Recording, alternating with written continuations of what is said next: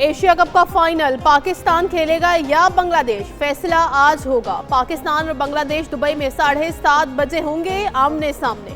شائقین کرکٹ پاکستان کی جیت کے لیے پر امید۔ آج کا میچ جیتنے والی ٹیم اتوار کو بھارت کے ساتھ فائنل کھیلے گی۔ قومی کپتان سلمان علی آغا اور سائم ایوب فارم میں نہیں، جبکہ میچ میں حسن نواز کی شمولیت کا امکان ہے۔ دونوں ٹیموں کے درمیان اب تک 25 T20 میچز ہو چکے ہیں۔ پاکستان نے 20 اور بنگلہ دیش نے 5 جیتے۔ پاکستان نے سپر 4 مرحلے میں اپنے دوسرے میچ میں سری لنکا کو 5 وکٹوں سے ہرایا تھا۔ بنگلہ دیش سے میچ جیت کر ایشیا کپ فائنل کے لیے کوالیفائی کریں گے، پھر جو بھی ٹیم فائنل میں آئے گی اسے دیکھ لیں گے۔ پاکستانی فاسٹ بالر شاہین شاہ آفریدی کی پریس کانفرنس، کہا کہ ان کی تیاری مکمل ہے اور پوری طرح سے فائنل کے لیے تیار ہے۔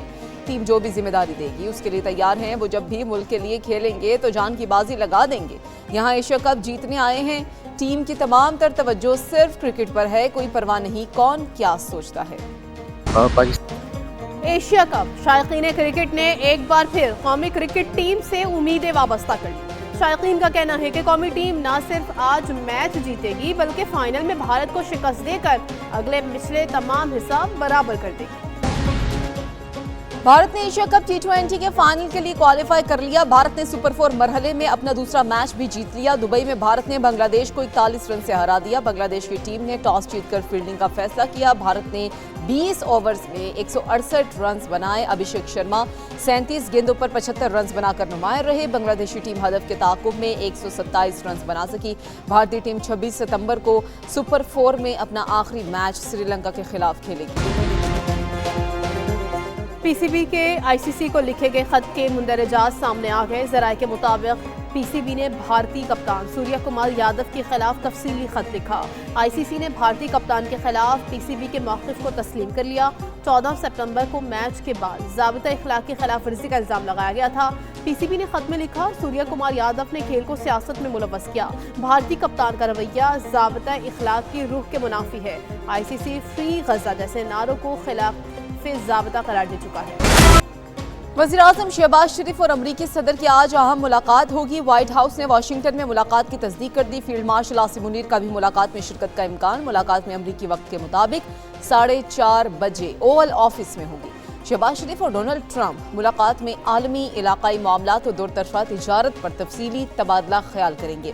افغانستان کا مسئلہ بھی زیر بحث آئے گا۔ وزیراعظم کی جانب سے امریکی صدر کو دورہ پاکستان کی دعوت بھی دی جائے گی۔ ذرائع کے مطابق خطے میں بدلتی صورتحال کے تناظر میں ملاقات انتہائی اہمیت کی حامل ہوگی۔ اس ملاقات سے پہلے بھی دونوں رہنما جنرل اسمبلی اجلاس کی سائیڈ لائنز پر مل چکے ہیں۔ گردشی قرضہ ہمارے وسائل نگلتا جا رہا ہے۔ گردشی قرضے کے مسائل سے نمٹنا بڑی کامیابی ہے۔ شعبہ توانائی کے گردشی قرضے کے خاتمے کی افتتاحی تقریب سے وزیراعظم شہباز شریف کا ورچوئل خطاب۔ کہا، ٹاسک فورس نے آئی پی پیز کے ساتھ کامیاب مذاکرات کیے۔ M D I M F نے پاکستان کی معیشت میں بہتری کی تعریف کی۔ دوسری جانب کلائمیٹ سمٹ سے خطاب کرتے ہوئے وزیراعظم نے کہا، ماحولیاتی تباہی کا بوجھ ہم اٹھا رہے ہیں، قصور بڑے ممالک کا ہے۔ پاکستان موسمیاتی تبدیلیوں سے شدید متاثرہ ملکوں میں شامل ہے۔ قرض موسمیاتی تبدیلیوں سے نمٹنے کا حل نہیں۔ 2022 کے سیلاب میں پاکستان نے $30 ارب سے زائد کا نقصان اٹھایا۔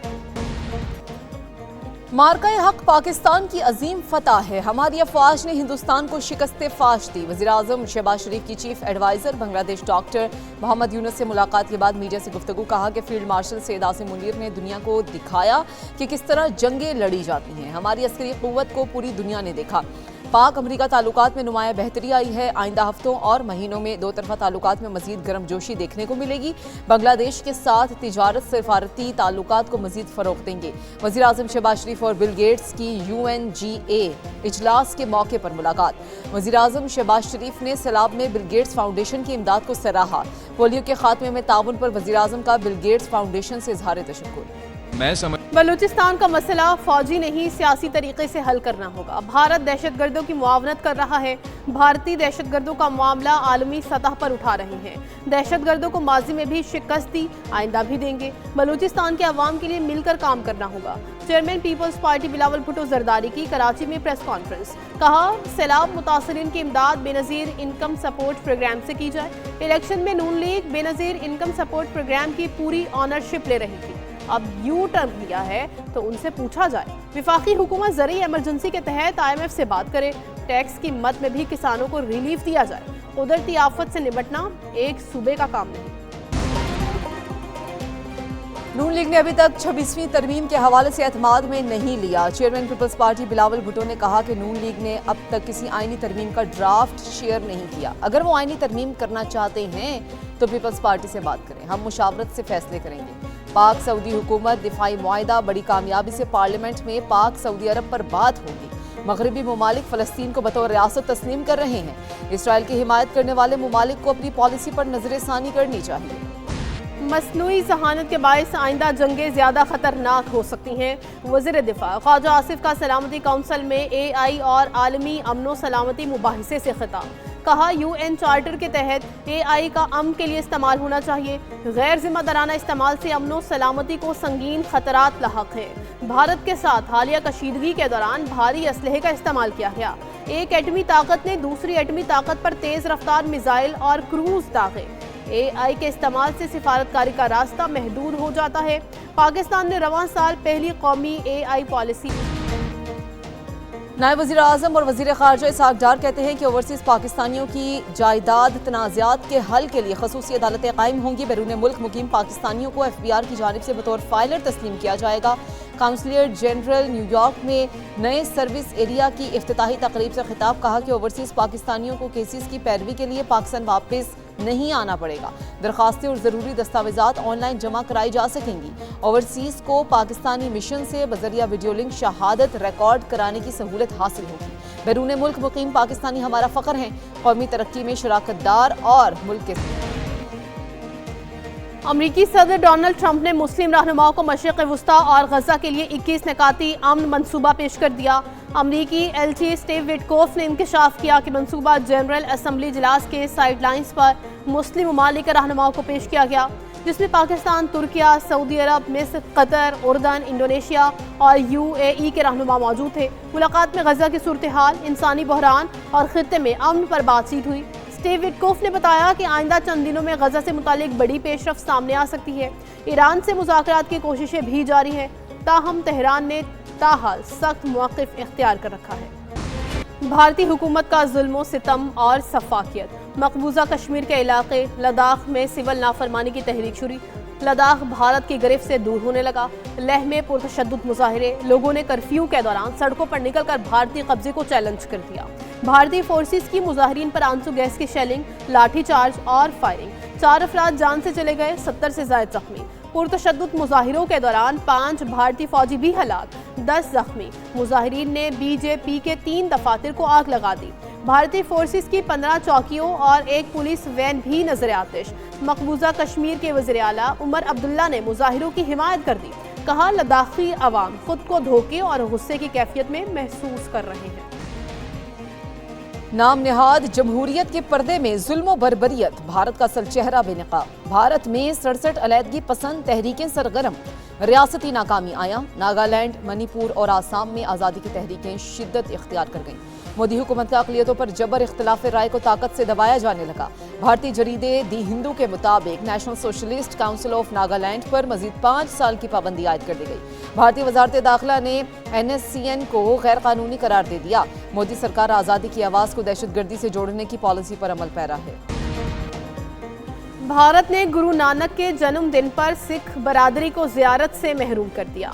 भारतीय वजारत दाखिला ने सिक्योरिटी खदशात का बहाना बनाकर नोटिस जारी कर दिया। सिख तंजीमों ने भारत के मौक़िफ़ को झूठ और मजहबी आज़ादी की पामाली करार दिया। सिख फेडरेशन बरतानिया और सिंह सभा चंडीगढ़ ने भारतीय इक़दाम की मजम्मत की। पाकिस्तान ने करतारपुर कॉरिडोर को मुकम्मल फ़ाल रखा हुआ है। गुरुद्वारा करतारपुर को सैलाब के बाद फौरी बहाल कर दिया गया। वज़ीर आला पंजाब भगवंत मान ने BJP हुकूमत पर दोहरे मेयार का इल्ज़ाम लगाया। सहाफ़ी राजदीप ने कहा, क्रिकेट मैच हो सकते हैं, सिख यात्रा क्यों नहीं। अक़वाम मुत्तहिदा की जनरल असम्बली के इजलास में पाकिस्तान का टेक्नोलॉजी पर मौक़िफ़। वज़ीर मुमलिकत बराए क्रिप्टो ब्लॉक चेन बिलाल बिन साकिब का मसनूई ज़हानत पर अहम खिताब। कहा कि पाकिस्तान मसनूई ज़हानत के मैदान में तेज़ी से आगे बढ़ रहा है। पाकिस्तान दुनिया की 4थी बड़ी फ्रीलांस मार्केट का हामिल है। पाकिस्तान के नौजवान आलमी चैलेंजेस का मुकाबला जदीद टेक्नोलॉजी से कर रहे हैं। पाकिस्तान में क्रिप्टो करेंसी मईशत में इनकलाबी किरदार अदा कर रही है। मसनूई ज़हानत के दौर में तरक्की के लिए जदीद इंफ्रास्ट्रक्चर नागुज़ीर है। जो ममालिक AI अपनाएंगे वही मुआशी तौर पर मुस्तहकम होंगे। पंजाब के सैलाब से मुतासरा इलाकों में पानी की सतह में वाज़ेह कमी। PDMA के मुताबिक दरियाओं में पानी का बहाव नॉर्मल हो चुका। कसूर में सतलुज के सैलाब की तबाहकारियां और ख़तरनाक सूरत हाल। पानी के तेज़ बहाव ने दरियाई कटाव को खौफनाक बना दिया। गांव जुमेवाला के करीब हिफाजती बंद दरिया बुर्द होने लगा। पतन में धूप सड़ी रोड दरिया में बह गई। मुतासरीन की आमदोरफ्त बंद, जिंदगी मफलूज। दूसरी जानिब जलालपुर पीरवाला में मोटरवे M5 ताहाल ट्रैफिक के लिए बंद। सैलाब के बायस मोटरवे 13 मकामात से मुतासिर हुई। मोटरवे पुलिस के मुताबिक बहाली के बाद ट्रैफिक के लिए खोल दी जाएगी।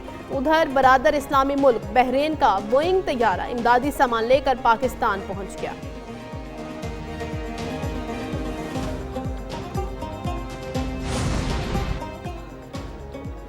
पंजाब में सैलाब से जाँ बहक अफराद की तादाद 134 हो गई। PTM पंजाब ने सैलाब के बायस होने वाले नुकसानात की रिपोर्ट जारी कर दी। सैलाब के बायस मजमूई तौर पर 4700 से ज़ायद मौज़ाजात मुतासिर हुए।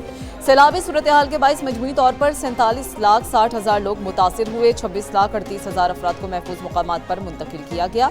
मुतासरा इलाकों में 300 रिलीफ कैंप्स कायम।